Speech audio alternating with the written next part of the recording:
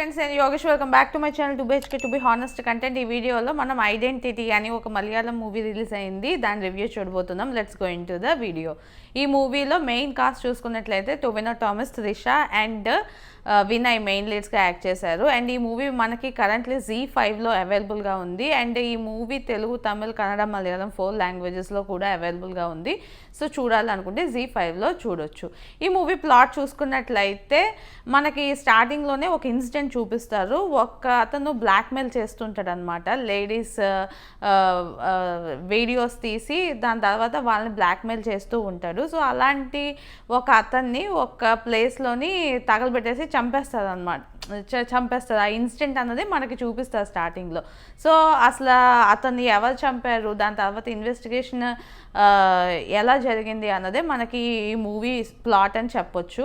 And ఈ మూవీలో first half బాగుందా, సెకండ్ హాఫ్ బాగుందా అంటే నాకు ఫస్ట్ హాఫ్ అయితే బాగా అనిపించింది. ఎందుకంటే ఫస్ట్ హాఫ్లోనే మొత్తం ముగ్గురు క్యారెక్టర్స్ కూడా మనకు చూపిస్తారు. టొవినో థామస్ ఒకవైపు, త్రిష అండ్ వినయ్. అండ్ వీళ్ళ ముగ్గురు ప్రొఫెషన్స్ కూడా అవన్నీ కూడా ప్రొఫెషనల్ వేస్ అవన్నీ కూడా బాగానే చూపిస్తారు మనకి. అండ్ ఏదైతే పర్పస్ మనకి ఫస్ట్ హాఫ్లో చూపిస్తారో అదంతా చాలా ఇంట్రెస్టింగ్గా వెళ్ళిందని చెప్పొచ్చు. అండ్ స్క్రీన్ ప్లే కూడా చాలా పర్ఫెక్ట్గా ఉంటుంది. మనకు స్టార్టింగే రివీల్ చేసేస్తారు అసలు ఎవరు చేశారు అని.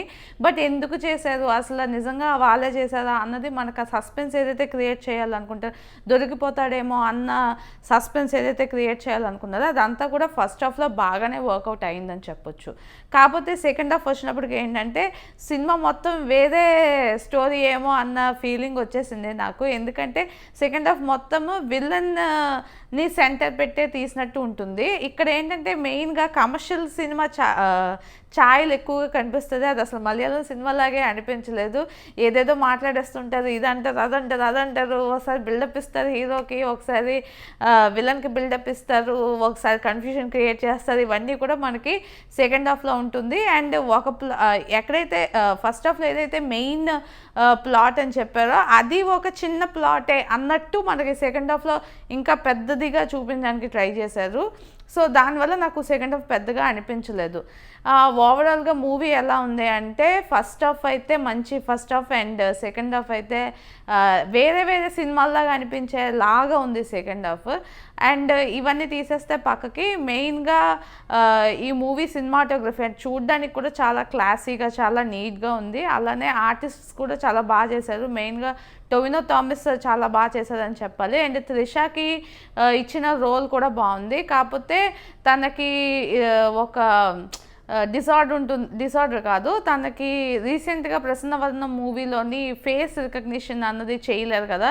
సో అదేంటి అసలు అది ఎలా అవుతుంది అన్నది కూడా మనకి పర్ఫెక్ట్గా చూపించేది ఈ మూవీలో. నాకు ఆ కాన్సెప్ట్ టీచ్ చేసే విధానం ఏదైతే ఫస్ట్ హాఫ్లో ఉందో అది కూడా చాలా బాగా అనిపించింది.